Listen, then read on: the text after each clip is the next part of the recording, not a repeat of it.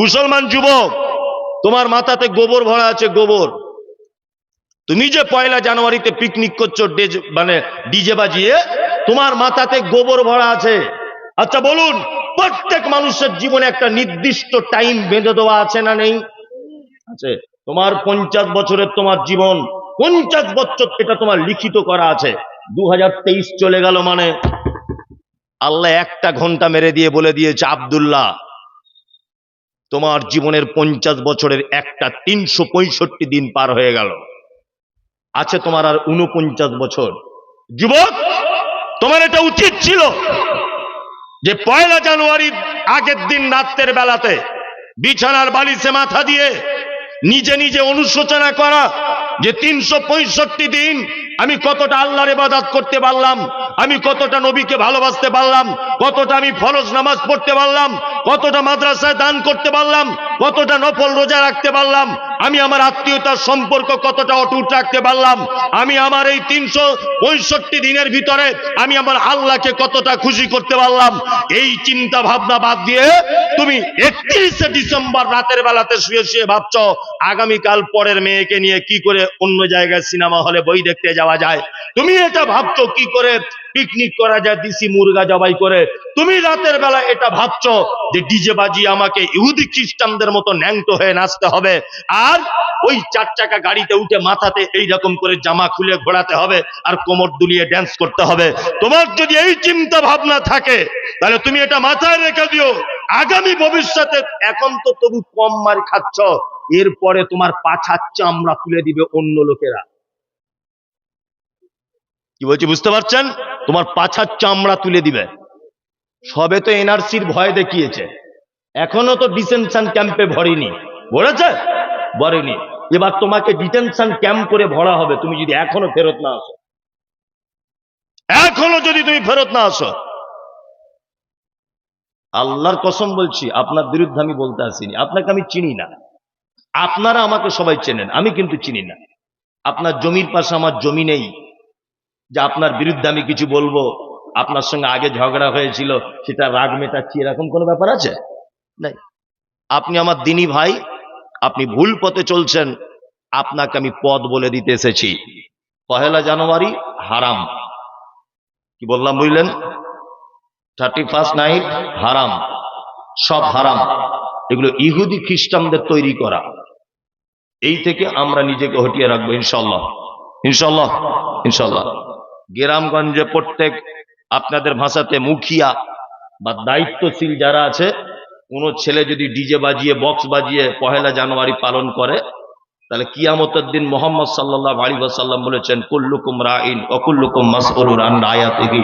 প্রত্যেক গ্রামের দায়িত্বশীল, প্রত্যেক গ্রামের মুখিয়া, প্রত্যেক গ্রামের প্রধান, প্রত্যেক গ্রামের পঞ্চায়েত, প্রত্যেক গ্রামের দায়িত্বশীল, প্রত্যেক পরিবারের দায়িত্বশীলকে আমি আল্লাহ সুবহানাহু ওয়া তাআলা কিয়ামতের দিন পাকড়াও করব। আপনার ছেলে যদি এই পাপে লিপ্ত হয়, অবশ্যই আপনাকে কিয়ামতের মাঠে আসামির কাঠগড়াতে দাঁড় করানো হবে। এই গ্রামে যদি পয়লা জানুয়ারিতে কোনো রকমের কিছু বাজে, অবশ্যই এই গ্রামের যিনি মুখিয়া আছেন, প্রধান আছেন, পঞ্চায়েত আছেন, যিনি দায়িত্বে আছেন, কিয়ামতের দিন ওনাকে আসামির কাঠগড়াতে দাঁড় করানো হবেই, কোনো ভুল নেই। এ কথা মুহাম্মদ সাল্লাল্লাহু আলাইহি ওয়াসাল্লাম বলেছেন। ইনশাআল্লাহ আমরা এই ব্যাপার থেকে নিজেদের বাচ্চাদেরকে হটিয়ে রাখবো ইনশাআল্লাহ। চলুন, মুহাম্মদ সাল্লাল্লাহু আলাইহি ওয়াসাল্লামকে ভালোবাসতে হবে। আল্লাহ তাআলা বলছেন, যদি আমাকে ভালোবাসো, আমার ভালোবাসা যদি পেতে চাও, মুহাম্মদ সাল্লাল্লাহু আলাইহি ওয়াসাল্লামের আনুগত্য করে চলো। আল্লাহর ভালোবাসা, আল্লাহর সাথে প্রেম ভালোবাসা করতে গেলে কি করা লাগবে? প্রথমে এটা জেনে নেন, আল্লাহ কুরআন মাজিদে যেটা নিষেধ করেছে সেটা মেনে নিতে হবে, ছেড়ে দিতে হবে। আল্লাহ কুরআন মাজিদে যেটা করতে বলেছে সেটা করে নিতে হবে। ইনশাআল্লাহ আমরা করব, ইনশাআল্লাহ আমরা ছাড়বো, ইনশাআল্লাহ।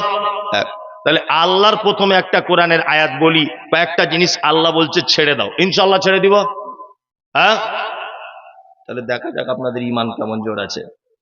আল্লাহ বলেন, ইয়া আইয়ুহাল্লাযীনা আমানু ইন্নামাল খামরু ওয়াল মাইসিরু ওয়াল আনসাবু ওয়াল আজলামু রিজসুম মিন আমালিশ শাইতান ফাজতানিবুহু লাআল্লাকুম তুফলিহুন।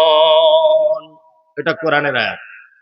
আল্লাহ তাআলা বলছেন, এই তোমরা যারা ঈমান নিয়ে এসেছো তোমরা শোনো, তোমাদের জন্য চারটে জিনিস হারাম।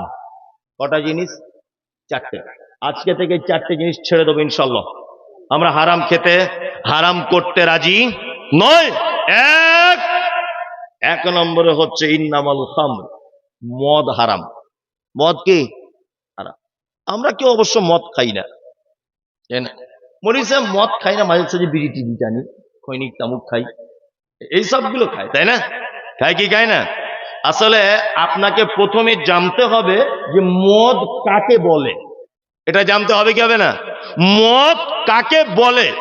আমরা মদ বলতে এটা বুঝি যে চারজন বন্ধু এক জায়গাতে বসে চানাচুর, চপ, সিঙ্গাড়া বেশ জুত করে মাখিয়ে আর গ্লাসে ঢেলে ঢক ঢক ঢক ঢক ঢক ঢক করে খেয়ে নিলাম, ডান দিকের পা বাম দিকে ফেললাম, বাড়িতে মাকে ভাবি বলে ডাকলাম, এর নাম মনে হয় মদ। এটাই তো আমরা ভাবি, এটাই তো মদ। না, এখানে আলেমরা বসে আছেন, জিজ্ঞাসা করে দেখবেন মদ কাকে বলে। মদ কাকে বলে? আল্লাহ নবী সাল্লাল্লাহু আলাইহি ওয়াসাল্লাম তিনি বলেছেন, এমন একটা নেশাদার জিনিস যার বেশি পরিমাণ খেলে তোমার মাথাটা চক্কর দিয়ে ঘুরিয়ে দেয়, তার অল্প পরিমাণটাও হারাম। আমি জীবনে তামুক খাইনি। তামুক না কি বলে ওটা, খৈনিক না কি বলছে, আপনি যদি ওইটা আমাকে যদি খাইয়ে দেন, অল্প নয় বেশি করে এতটা যদি খাওয়ান, আমার মাথা ঘুরবে কি ঘুরবে না? ঘুরবে। এটা হারাম। আমি কোনোদিন বিড়ি টানিনি। আপনি যদি আমাকে এক বান্ডিল অর্থাৎ এক প্যাকেট বিড়ি একসাথে যদি টানতে বলেন, আমার মাথা ঘুরবে কি ঘুরবে না? ঘুরবে। এটা হারাম। এক গ্লাস পানির জায়গায় যদি আপনি 5 গ্লাস যদি পানি খান, কারো মাথা ঘুরবে? ঘুরবে। একটা চকলেটের জায়গায় যদি আপনি 20টা চকলেট খান, মাথা ঘুরবে? ঘুরবে না তো। না, 2 পিস মাংসের জায়গায় যদি আপনি 10 পিস খান, মাথা ঘুরবে? ঘুরবে না। তার মানে তামুক বেশি খেলে মাথা চক্কর দিচ্ছে, একটা লোক দাঁড়িয়ে থাকতে পারছে না, তার মানে এটা হারাম। তার মানে বোঝা যায় মদ পান করলে যে পাপ হয়, তামুক, জর্দা, খৈনি, গুল, বিড়ি একই পাপ, একই পাপ। এবং এই পাপ, এই নেশার জিনিস যদি কেউ খায়, 40 দিন যাবত তার কোন ইবাদত আল্লাহর দরবারে কবুল হবে না। কতদিন? 40 দিন। আপনি প্রথমে বলেছেন আমি মেনে নিব, হাত তুলেছেন, তাই না? চলুন এইবারে 10টা লোক বলুন তো এখানে যে আজকে থেকে আমি নেশাদার দ্রব্য যা কিছু ব্যবহার করতাম এখন থেকে তওবা করে দিলাম। কেউ আছেন এখানে? আপনি খেতেন? খেতেন না, তা হাত তুললেন কেন? আমার মাদ্রাসাতে একদিন বসে আছি, আমার একটা মহিলা মাদ্রাসা আছে, তো মাদ্রাসাতে বসে আছি, একটা লোক এসেছে, গার্জেন। আমি তো সবসময় মাদ্রাসায় থাকতে পারি না, অন্যান্য শিক্ষকরা থাকে। আমাকে লোকটা বলছে যে মৌলভী সাহেব, আপনি জীবনে কোনোদিন মেয়ে ছেলে দেখেছেন? আমি বলছি হ্যাঁ, মেয়ে ছেলে দেখেছি। মেয়ে ছেলে অনেক জলসাতে যায়, তারপর বাসে করে যখন জলসা করতাম অনেক মেয়ে পাশে এসে বসেছে, রাস্তাঘাটে চলি, মেয়ে ছেলের চোখে চোখ পড়ে যায়, দেখতে হয়। ওই লোকটা তখন বলছে আমি জীবনে কোনোদিন মেয়ে ছেলের মুখ দেখিনি। আমি বলছি ওরে বাবা, তাহলে ফেরেশতা মনে হয় আজকে আমার মাদ্রাসাতেই এসেছে। মনে মনে খুব আফসোস করছি, তাহলে খুব ইমানদার লোক মনে হয়, মনে মনে ভাবছি আর কি। জোহরে আজান দিচ্ছে মাদ্রাসাতে, হাইয়া আলাস সালাত। আমি তাড়াতাড়ি করে উজু করতে গেলাম যে নামাজ পড়ে আবার জলসাতে বার হবো। তা লোকটা আমার সঙ্গে উজু করতে বসলো। উজু করার সময় দেখি চশমা পরেছিল, চশমাটা খুলছে, দেখলাম লোকটা অন্ধ। আমি বললাম ওরে ভাই, তোমার তো মেয়ে ছেলে দেখার মেশিন নাই, তোমার মেশিনটাই তো খারাপ, তা দেখবে কেমন করে? আচ্ছা, ও যদি বলে আমি জীবনে মেয়ে ছেলে দেখিনি, এটা কোনো আশ্চর্য ব্যাপার না নরমাল ব্যাপার? নরমাল। ও তো জন্ম থেকে অন্ধ। কিন্তু একটা চোখওয়ালা লোক যদি বলতো আমি জীবনে কোনো মেয়ে ছেলে দেখিনি, তাহলে কিন্তু আশ্চর্য ব্যাপার ছিল, ছিল না? তা একজন হাত তুলেছেন, তা উনি বলছেন আমি কিছু খাই না।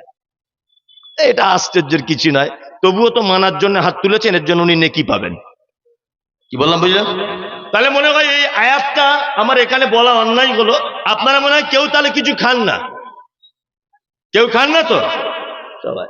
ও দাঁতগুলো তো তরমুজের বিচির মতো হয়ে গেছে, ও দেখলেই তো বোঝা যাচ্ছে সব সময়তে পাঞ্চি বাচ্ছে। ভ্যাক ভ্যাক ভ্যাক ভ্যাক করে। আর ও হারাম খোরের জ্বালাতে রাস্তাতে পর্যন্ত হাঁটা যায় না। এই যে কি সব বলছে, কি সব উঠেছে, এগুলো সব মুখে ঢেলে দিয়ে সারা দিন ফিটিক ফিটিক ফিটিক করেই যাচ্ছে সারা দিন। রাগ করছেন বলছি বলে? আচ্ছা, কথাগুলো যেগুলো বলছি বাস্তব না অবাস্তব? এটা আমি বলছি না, আল্লাহ বলছেন। আল্লাহ বলছেন তোমরা যারা ঈমান এনেছো তোমাদের জন্য নেশার জিনিস হারাম, চলবে না। চলুন, আপনি যদি এখনো হাত তুলতে যদি না পারেন, আর একটা কথা আপনাকে বলে দিই।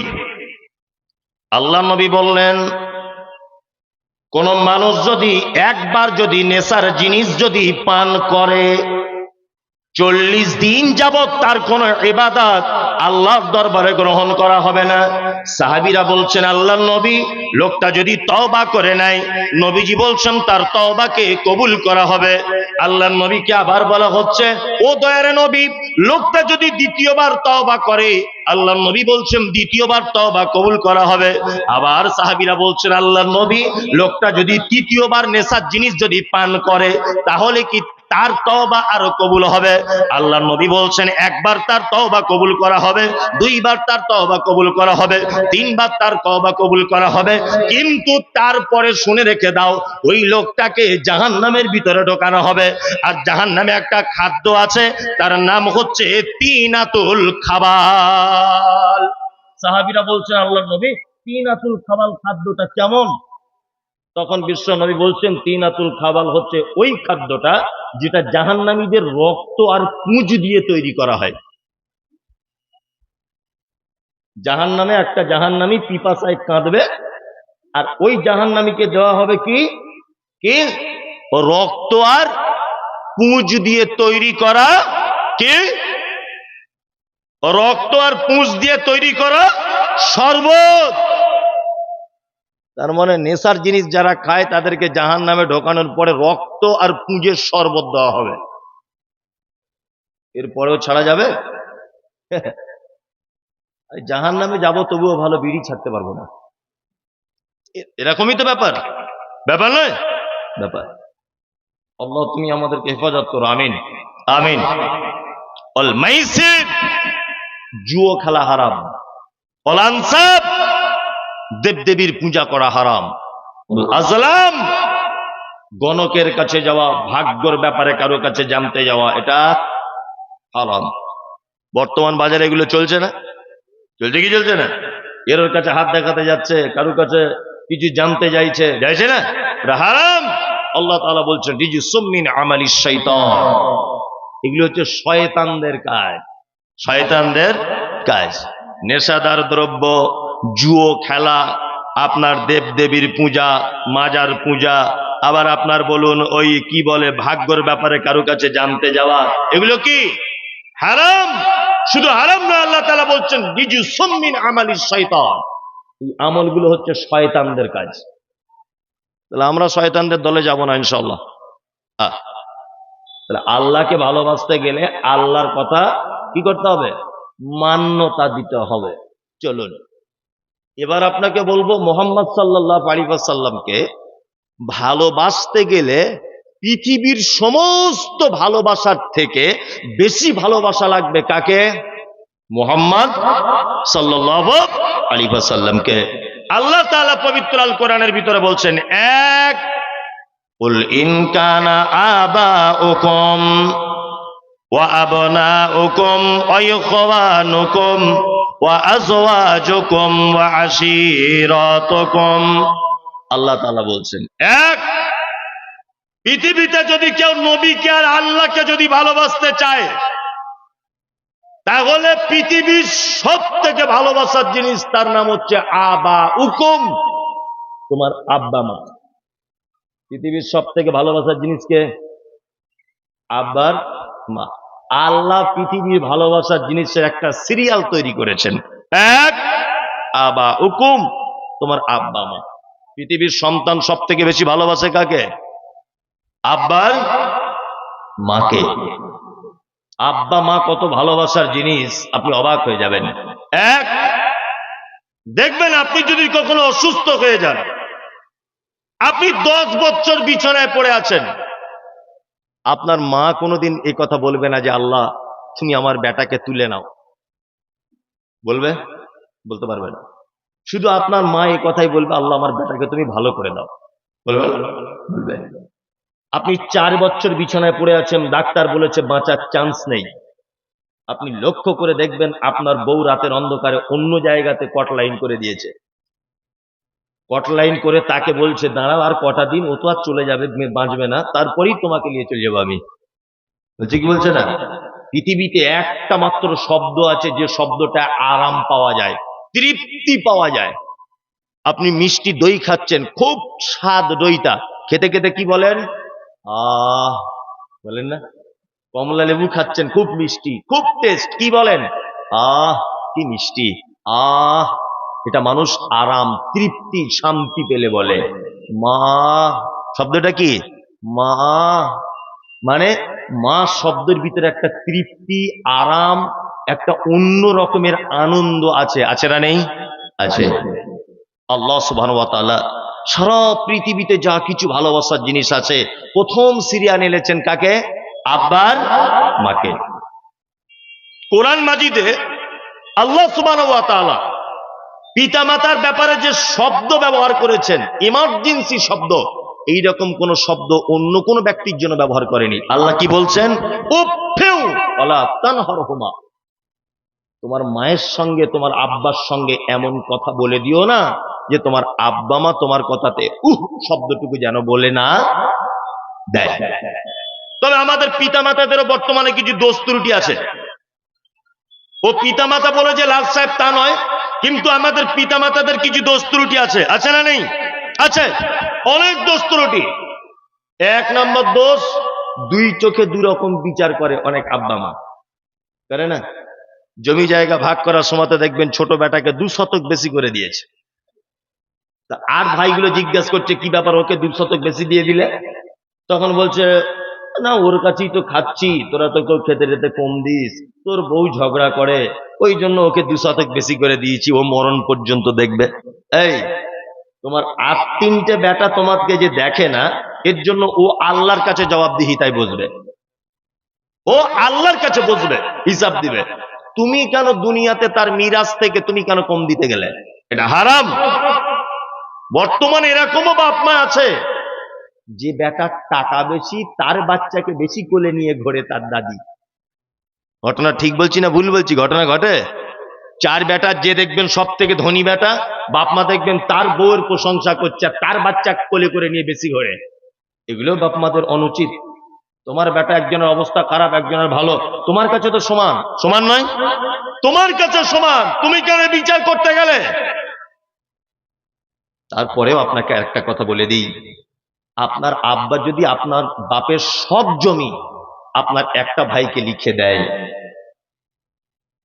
আপনার আব্বা যদি আপনার সমস্ত সম্পত্তি থেকেও যদি বঞ্চিত করে দেয়, তারপরেও কোরআন বলছে উফিউ ওয়ালা তানহারহুমা ওয়া কুল লাহুমা কাওলান কারীমা। সব জমি তোমাকে বঞ্চিত করে দেওয়ার পরেও তোমার আব্বা মায়ের সঙ্গে এমন কথা বলে দিও না যে তোমার আব্বা মা শব্দটুকু যেন বলে দেয়। কি বললাম বুঝলেন? আপনি ইসলাম কবুল করেছেন, আপনার আব্বা এখন মুশরিক, আপনার মা মুশরিকা, তারপরেও ইসলাম বলছে তোমার মা ঠাকুর পূজারী হলেও, তোমার মা দেবদেবী পূজারী হলেও, তোমার মা যাই অপরাধ করুক না কেন, তুমি তাকে মা হিসাবে সম্মান দিতেই হবে, কোনো উপায় নেই। 2 ওয়া আবনাউকুম, আল্লাহ বলছেন পৃথিবীর দ্বিতীয় ভালোবাসার জিনিস হচ্ছে তোমার বেটা বেটি। বেশি ভালোবাসার জিনিস নয়, তবে বেশি আবার ভালোবাসতে যাবেন না, মাথা উঠে নাচবে, তার কারণে আপনি জাহান্নাম চলে যাবেন। কি বললাম বুঝলেন? বেশি, যার বেশি উপকার তার বেশি ক্ষতি, বেশি ক্ষতি না? যার উপকার বেশি তার বেশি ক্ষতি কি না? আপনারা গ্রামগঞ্জে যে চাল দিয়ে ভাত রান্না করে খান, এই চালটা কত কেজি? 25-30 টাকা, তাই না? তা রাতের বেলা আপনার স্ত্রী কিছু ভাত বেড়েছে, বেশি হয়েছে, কি করে?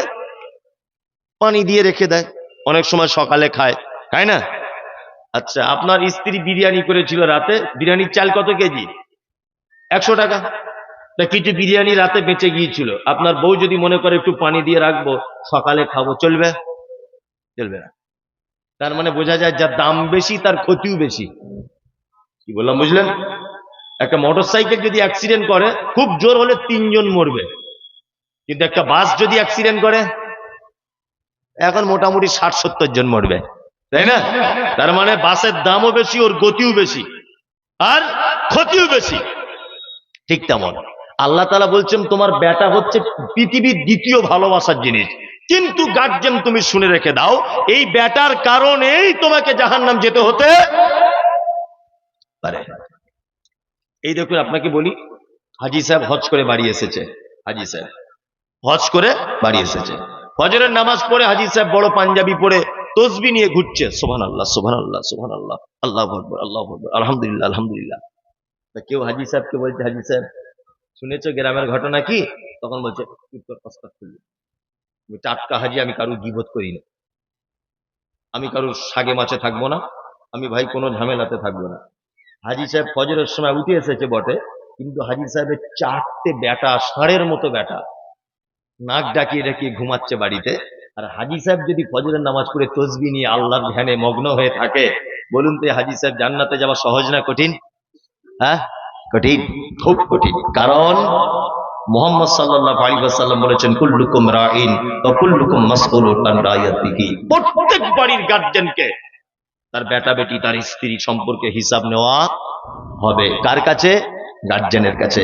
হাজী সাহেব এটা আপনার উচিত ছিল, মৌলভী সাহেব এটা আপনার উচিত ছিল, নামাজি এটা আপনার উচিত ছিল ফজরের জামাত ধরার আগে, এই খালেদ, এই খালেদ ওঠ, ফজরের আজান হয়ে গেছে। আব্দুর রহমান, এই আব্দুর রহমান, এই ওঠ, জামাতের টাইম হয়ে যাচ্ছে। এই আব্দুল্লাহ, এই আব্দুল্লাহ ওঠ। এটা বলে যাওয়া উচিত ছিল। এটা আমরা কেউ করি? বাপি তো নিজে নামাজ পড়ে না, তাই না? বাপি তো নিজে নামাজ পড়ে না। ওই আমি একটা কবিতা বলি মাঝে সাঝে, ছোট্ট খোকন বলল সেদিন বাবাকে তার ডেকে, বাবা তোমার চুলগুলো সব যাচ্ছে কেন পেকে? বাবা বলে যাদের ছেলে দুষ্টুমিতে পাকা তাদের বাবার মাথার চুল যায় না কাঁচা রাখা। ছোট্ট খোকন বলল তখন হয়নি আমার ভুল, তুমিও তো ছিলে আমারই মতো তাই পেকেছিল দাদুর চুল। একটা বাচ্চা ছেলে তার আব্বাকে ডেকে বলছে, আব্বা তোমার চুলগুলো পেকে যাচ্ছে কেন সব মাথায়? তার বাপ তখন বলছে, তোর মতো বদমাইশ ছেলে যাদের ঘরে থাকে না তাদের বাপের টেনশনে মাথার চুল পেকে যায়। তখন ছেলেটা বলছে, তাহলে আমার টেনশনে তোমার চুল পেকে যায়? বলছে হ্যাঁ। তখন বাচ্চাটা বলছে, তাহলে দাদুর চুল পেকেছিল কেন? তুমিও নিশ্চয়ই ভিটামিন ছিলে। এটা তো উত্তর। দাদুর চুল চাচা পাকলো কেন? তার মানে বর্তমানে যা জামানা, আপনি যে আপনার বেটাকেও শাসন করবেন সে মুখটাও আপনার নেই। আছে? আপনি তো নিজেই নামাজ পড়া ধরেছেন 50 বছর বয়সে। এখন যদি আপনার 15 বছর বেটাকে যদি বলেন এই মসজিদে চল, বেটা যদি ঘুরিয়ে পড়ে তুমি ক বছরে গেছো? বলতে পারে কি পারে না? পারে। সমাজ ব্যবস্থা খুব খারাপ। আল্লাহ তুমি আমাদেরকে হেফাজত করো, বলুন আমিন আমিন আমিন। তাহলে দ্বিতীয় নম্বরে ভালোবাসার জিনিস কে? বেটা। তৃতীয় নম্বরে ভালোবাসার জিনিস কি? আল্লাহ তাআলা বলছেন ইখওয়ানুকুম, তোমার ভাই হচ্ছে তোমার ভালোবাসার জিনিস পৃথিবীতে তৃতীয় পর্যায়ে। আচ্ছা বলুন তো, একটা মানুষ তার বউকে বেশি ভালোবাসে না তার ভাইকে? বলুন, বউকে। বউকে বাসে না? বউকে বাসে। হ্যাঁ, তার ভাইকে নিশ্চয় বাসে না। কারণ হচ্ছে মৌখিক ভালোবাসা, যেটা শুধু মুখে বলে। আর একটা ভালোবাসা হচ্ছে যে অন্তর থেকে তার জন্য ভালোবাসা দেওয়া বা নেওয়া, তাই না? আচ্ছা, যারা প্রথমে হাত তুললেন নবীকে ভালোবাসেন, সবাই তুললেন। আচ্ছা আর একবার তুলুন তো, আজকে এশার নামাজ জমাতে পড়েছেন এরকম লোক কজন আছে? সবাই হাতটা তুলুন, তাহলে চোর ধরা পড়ে যাবে। হ্যাঁ, এই দেখুন। অথচ প্রথমে আমরা সবাই হাত তুলেছি নবীকে ভালোবাসি। হ্যাঁ, তার মানে নামাজ না পড়াটাও ভালোবাসা নবীর প্রতি। তাই তো? হ্যাঁ, আসলে ব্যাপার হচ্ছে আমি কারোর বিরুদ্ধে কোনোদিন বক্তব্য রাখি না, অথচ আমাকে প্রত্যেক জায়গাতে গেলেই বলে যে আপনি এইগুলো বলবেন না, এইগুলো বলবেন না। আমাদের এখানে সব রকমের লোক আছে, এটা একটু এড়িয়ে যাবেন, এটা এই করবেন, সব জায়গাতেই প্রায় বলে। কেন যে বলে জানি না। আসলে আমি তো এই মুহূর্তে সমাজের ডাক্তার, তাই তো? তাহলে আমি যদি মনে করি একটা বাচ্চা ছেলে, তার শরীর খারাপ, তার এখন ইনজেকশনের প্রয়োজন, এখন বাচ্চা ছেলেটা কাঁদছে আর ভয় করছে, উরি বাবার ইনজেকশন আমি দেবো না। আচ্ছা বলুন, ইনজেকশন যদি ডাক্তার না দেয় তাহলে ছেলেটা হয়তো ভালো হবে না। তাহলে ইনজেকশন দিলে হয়তো একটু লাগবে, কিন্তু পরে তো ভালো হবে। হবে কি হবে না? আপনার ফোঁড়া হয়েছে এই জায়গাটায়, তা ফোঁড়া হলে তো কাটতে হবে, কেটে মাল বার করে দিতে হবে। এখন একটা বাচ্চা ছেলেকে ফোঁড়া কাটবে ডাক্তার, তা মা বলছে সত্যি আপনি এত নিষ্ঠুর লোক, আমার এইটুকু সন্তানের জায়গাটা কেটে দেবেন, আমি মা হয়ে সহ্য করতে পারছি না। বলুন তো, ও যদি অরিজিনাল মা হয় তাহলে কাটাটাই চাইবে না না কাটাটা চাইবে? কাটাটাই চাইবে। ও চাক যে আমার ছেলের একটু কষ্ট হলেও ও ভালো হয়ে যাবে, তাই না? আমাদের বাজারে অনেক নবী প্রেমিক দেখতে পাওয়া যায়। নবী প্রেমিক দেখতে পাওয়া যায় না? কেউ দেখবেন 12 রবিউল আউয়াল পালন করছে, করছে না? করছে। আবার কেউ দেখবেন ওই শবে বরাতের রাত্রিতে 15 শাবানে খিচুড়ি রান্না করছে। আবার কেউ দেখবেন অমুক দিনে নবীর দাঁত ভেঙে দিয়েছিল, হালুয়া করছে। আচ্ছা, এরা নবীকে ভালোবেসে করছে না নবীর দুশ্মনী করে করছে? কথা বলুন। সবাই ভালোবেসেই করছে, সবাই ভালোবাসে। না ভালো না বাসলে কাজকর্ম সবকিছু বাদ দিয়ে হালুয়া তৈরি করে? ও ভালোবাসে বলেই করে। আমরা কত বড় বোকা! আমি যখন এই কথাগুলো বলি তখন আমাকে মানুষ বলে আপনি ওদের বিরুদ্ধে বলেছেন। দেখুন তো আমি কারোর বিরুদ্ধে বলছি কিনা। একটা ছেলে 12 রবিউল আউয়ালের দিন মাথায় পাগড়ি বেঁধে হাতে একটা ঝান্ডা নিয়ে ইয়া নবী সালাম আলাইকা, আর ডান হাতে পতাকা বাম হাতে সিগারেট টানছে। আচ্ছা বলুন, এই ছেলেটা যে মোহাম্মদকে ভালোবাসে এটা প্রমাণ হলো না এ মোহাম্মদকে অপমান করলো? কোনটা অপমান করলো? কেন? যারা তার মানে প্রথমে ভালোবাসার পক্ষে হাত তুলেছিলেন তার 80% লোক একটা মিথ্যা কথা আপনারা বললেন যে আপনার নবীকে ভালোবাসেন। ভালোবাসার বহির প্রকাশ, তার নাম হচ্ছে মেনে চলা। কি মেনে চলা?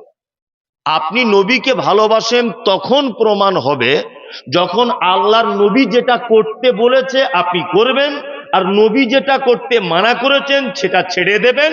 তাহলে আপনি নবীকে ভালোবাসেন, তার প্রমাণ হবে। কয়েকটা কথা বলে নিলাম, এইবার আল্লাহ তাআলার ভাষা শুনুন। আল্লাহ তাআলা বলছেন, কুল, নবী আপনি বলুন, ইন কুনতুম তুহিব্বুনাল্লাহ, তারা যদি আল্লাহর ভালোবাসা যদি পেতে চায়, অথচ আমরা সবাই যদি আল্লাহর ভালোবাসা যদি পেতে চাই, ফাত্তাবিউনি, তাহলে তারা যেন আপনার আনুগত্য করে যেন চলে, তাই না? সারা পৃথিবীতে মুসলমানদেরকে আল্লাহ ভালোবাসে কি বাসে না? কথা বলুন। বাসে? বাসে। তাহলে ভারতবর্ষের মাটিতে সব থেকে বেশি নির্যাতনের শিকার, সব থেকে বেশি মার খাচ্ছে, সব থেকে বেশি জেলখানাতে, সব থেকে বেশি পিছিয়ে, বলুন তো কারা? এটা কি আল্লাহ দেখতে পাচ্ছে না? নাউজুবিল্লাহ। এটা আল্লাহ দেখতে পাচ্ছে না? পাচ্ছে। আল্লাহ যদি আমাদেরকে এত ভালোবাসবে তাহলে সব থেকে বিপদ আমাদের উপরে বেশি। কারণ কি? কারণ একটা জায়গায় আমরা আল্লাহর ভালোবাসাটা অর্জন করতে পারিনি। আল্লাহ বলছে যদি আমার ভালোবাসাটা পেতে চাও তাহলে নবী যেটা বলেছে সেটা মেনে চলো, তাহলে আমার ভালোবাসা পাবে। কি বললাম বুঝলেন? সারা পশ্চিম বাংলা, বিহার, আসাম, ত্রিপুরা, সমস্ত জায়গায় মুসলিমরা আজকে মার খাচ্ছে, তার একটা কারণ আমরা মুহাম্মদ সাল্লাল্লাহু আলাইহি ওয়াসাল্লামের দেখানো রাস্তাকে বাদ দিয়ে অন্য মানুষদের রাস্তাতে ঢুকে গেছি, এই কারণে আমাদের উপরে এ অত্যাচার। প্রমাণ আপনাকে বলছি, খুব মনোযোগ দিয়ে শুনবেন, আমি একটা একটা করে অনেক কথা বলবো আজকে আপনাকে। আচ্ছা, একটা কথা আপনাকে বলি, এই রাস্তাতে একটা মোটরসাইকেল আর একটা সাইকেল অ্যাক্সিডেন্ট হয়েছে। আচ্ছা বলুন তো, পাবলিক দোষ দেবে কোন গাড়িওয়ালাটার? মোটরসাইকেলওয়ালার দোষ দেবে কেন বলুন তো? ওর বড় গাড়ি তাই, ওর স্পিরিটে চলে, দাম বেশি। দোষ কিন্তু সাইকেলওয়ালার, কিন্তু দেবে কার? মোটরসাইকেলওয়ালা। মোটরসাইকেলটা রোডে, ওই আপনার 34 নম্বর রোডে যাওয়ার সময়তে একটা ট্র্যাক্টরের সঙ্গে অ্যাক্সিডেন্ট করেছে। বলুন দোষ কার হবে? সবাই কিন্তু ট্র্যাক্টরওয়ালার দেবে, কিন্তু দোষ অরিজিনাল কিন্তু মোটরসাইকেলওয়ালার। ট্র্যাক্টরের দেবে কেন? ওর দামি গাড়ি তাই, বড় গাড়ি, এই জন্য। এখন ওই ট্র্যাক্টরটা কিষানগঞ্জ রেল গেট পার করছিল, কিষানগঞ্জের, এই সময় শতাব্দী এক্সপ্রেস এসে অ্যাক্সিডেন্ট করে দিয়েছে। বলুন তো এবার দোষ কোন গাড়িওয়ালার? কেন ট্র্যাক্টরে? কেন? এতক্ষণ তো আপনার হিসাব অনুযায়ী যে গাড়ি বড় তার দোষ। তাহলে এখন ট্রেনের দোষ? ট্রেনের দোষ না, দোষ কার? ট্র্যাক্টরের। কারণ কি বলুন তো? ট্রেনের ড্রাইভার জানালা খুলে বলবে, বিয়াদব, আমি আমার লাইনে চলছি, তুই কেন আমার রাস্তাতে ঢুকলি বল। তার মানে বোঝা যাচ্ছে যে অন্য রাস্তাতে ঢুকলে মার খেতে হবে, কিছু বলা যাবে না। বলা যাবে না। আমি মমতাজুল ইসলাম বাড়িতে একটা কুকুর পুষেছি। কুকুরটা প্রতিদিন গোস্ত খেতে দিই, বিরিয়ানি খেতে দিই, মাছ খেতে দিই, মাংস আমার বাড়িতে আমি যা হয় দিই খেতে। আমার কুকুরটা একদিন ভুল করে আপনার বাড়িতে গেছে। বলুন তো আপনি বিরিয়ানি এনে খাওয়াবেন না ঝাঁটার বাড়ি চালাবেন? ঝাঁটার বাড়ি। যে তুই মমতাজুল ইসলামের কুকুর আমাদের বাড়িতে এলি কেন, এটা বলবে কি বলবে না?